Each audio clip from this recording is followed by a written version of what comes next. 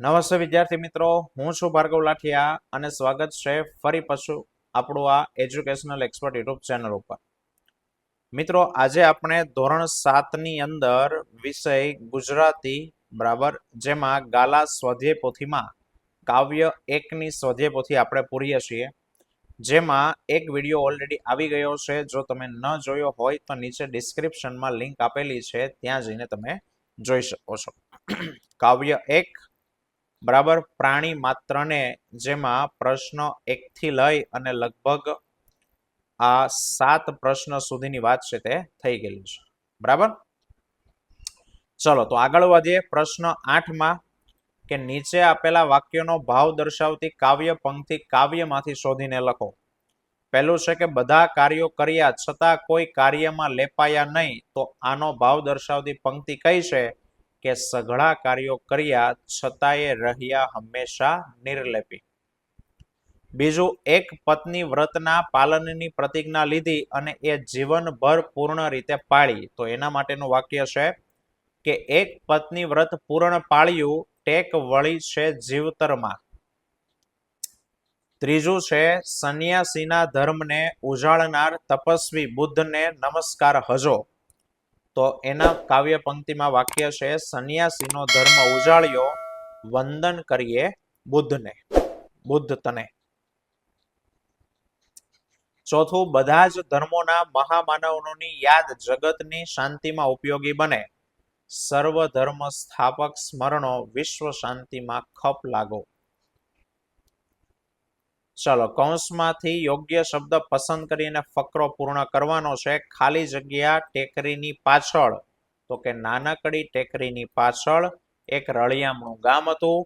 ગામમાં આશરે 200 જેટલા ઘર હતા. કોઈના ઘર મોટા તો વળી કોઈના ઘર નાના.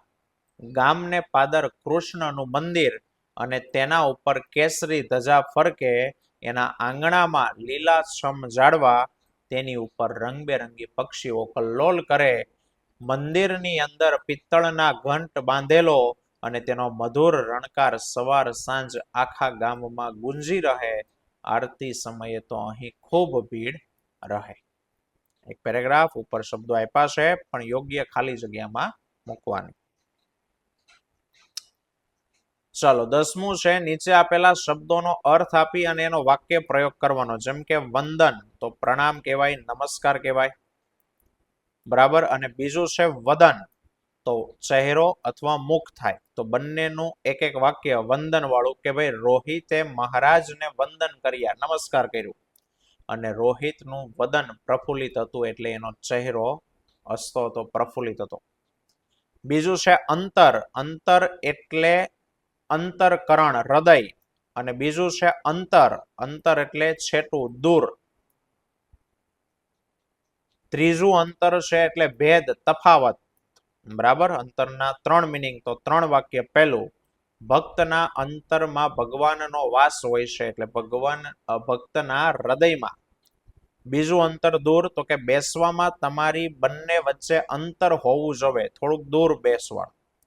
અને ત્રીજું અંતર કે તમારી બહેનપણી થઈને મારાથી બહુ અંતર રાખે છે, એ બરાબર નહીં, તફાવત, ભેદ રાખે છે. ચાલો, નીચે આપેલા શબ્દમાં નજીકનો અર્થ જે થતો એની સામે ખરું કરવાનું. તો માત્ર, તો માત્ર એટલે ફક્ત. સેવા એટલે ચાકરી, મદદ પણ થઈ શકે, ચાકરી પણ થાય. ક્ષમા તો માફી. સ્મરણ એટલે સ્મૃતિ. ફરી પાછી ખાલી જગ્યા છે મિત્રો, યોગ્ય ખાલી જગ્યા પૂરો. મહાવીર સ્વામીએ અહિંસાનું આચરણ કર્યું અને બધા પ્રાણીઓને રક્ષણ આપ્યું. શ્રી કૃષ્ણએ બધા જ કાર્યો કર્યા, પરંતુ જીવનભર એ બધાથી અલિપ્ત રહ્યા. વરસાદ વધુ હતો, તેથી હું ઘરેથી નીકળી ન શકી. તમે સવારે નીકળશો કે સાંજે? તો કે અહીંયા આવશે. ચલો, નીચે દર્શાવેલા રેખાંકિત શબ્દનો વર્ણ છૂટો પાડીને અલગ કરવાનું છે. તો મિત્રો અહીંયા લખેલું છે, તમે એનો સ્ક્રીનશોટ પાડી લો. બરાબર, અને એમાંથી જોઈને લખી શકો છો. ચાલો પછી આગળ વધીએ કે ભાઈ વ્યંજનોને જોડી અને એનો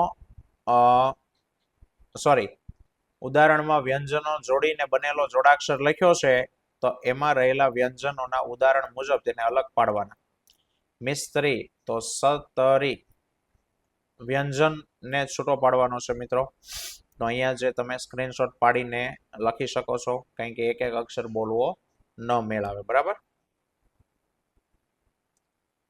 ચાલો 15મું છે ખાલી જગ્યા કે મેં એને કહ્યું નહોતું છતાં પણ તેને મારું કામ કરી આપ્યું. ગુરુવારે જો શાળામાં રજા હોય તો આપણે પુસ્તક મેળામાં જઈશું. યોગ્ય સંયોજક મૂકી અને ખાલી જગ્યા પૂરવાની છે. ત્રીજું છત્રી હતી તે સારું થયું નહીતર તું પલળી ગયો હોત. ચોથું કે ખાલી જગ્યા સાહેબ કહેશે તો કે જ્યારે સાહેબ કહેશે ત્યારે આપણે બાલ સભા ગોઠવીશું. અને 15મું કે ભાઈ કાલે હું મારા દાદાના સાથે દવાખાને જવાનો છું અને તેથી હું રમવા નહીં આવું. ચાલો ફકરામાં યોગ્ય વિરામ ચિહ્નો મૂકી અને તેનું સુલેખન કરવાનું છે. તો મિત્રો અહીંયા મૂકેલું છે. બરાબર. અને સાથે સાથે નીચે જોડણી પણ છે. બંનેનો એક સાથે સ્ક્રીનશોટ લઈ લો અને જે આપ્યું છે એ પ્રમાણે યોગ્ય વિરામ ચિહ્નો અને જોડણી બરાબર તમારી સ્વમાં તમે લખી નાખો. ચાલો 18મો પ્રશ્ન છે સમાનાર્થી. રક્ષણ તો રક્ષા રખવાળી. બીજું છે નમન એટલે પ્રણામ નમસ્કાર. માર્ગ એટલે રસ્તો પથ. ટેક એટલે સંકલ્પ પ્રતિજ્ઞા. પરમ એટલે ઉત્તમ શ્રેષ્ઠ. સઘળા તો કે બધા સર્વ સમગ્ર. હંમેશા તો કે કાયમ અને સદા. અને ખપ એટલે ઉપયોગ વપરાશ.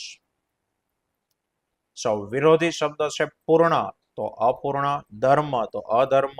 નીતિ તો અનીતિ. પવિત્રતા તો અપવિત્રતા. સ્મરણ તો વિસ્મરણ. અને પોતાનું તો કે પારકું બીજાનું. અને 20મું છે શબ્દ સમૂહ માટે એક શબ્દ કે કોઈ બાજુના અતિપણા વિનાનો વચલો માર્ગ એટલે મધ્યમ માર્ગ. જેણે સંસાર ત્યજ્યો તે સંન્યાસી. અને 21 રૂઢિપ્રયોગનો અર્થ આપી અને વાક્ય પ્રયોગ કરવાનો કે પાઠ ભણાવવા એટલે સમજણ આપવી અથવા બોધ આપવો. જેમ કે સંસારની માયા વિશે ગુરુજીએ શિષ્યને પાઠ ભણાવવા જરૂરી લાગ્યું. બીજો છે ધર્મ ઉજાળવો તો જીવનને આચરણથી સાર્થક કરવું. નરસિંહ મહેતાએ ભક્તિ માર્ગે જઈ અને પોતાનો ધર્મ ઉજાળ્યો એનું વાક્ય થશે. ત્રીજું ટેક વણવી તો કે સંકલ્પને વળગી રહેવું. રાષ્ટ્ર સેવાની ટેક વળીને સુભાષચંદ્ર બોઝ આજીવન મથતા રહ્યા. ચોથું ખપ લાગવું એટલે ઉપયોગમાં આવવું ઉપયોગમાં લેવું કે પિતાજીના આદર્શો અને વિચારો એમના દીકરાને ખપ લાગ્યા ઉપયોગમાં લીધા. બરાબર. તો મિત્રો અહીંયા હતું આ કાવ્ય 1નું સંપૂર્ણ સોલ્યુશન. આવતા વિડીયોમાં ફરી પાછા મળીશું. ત્યાં સુધી જય હિન્દ જય ભારત.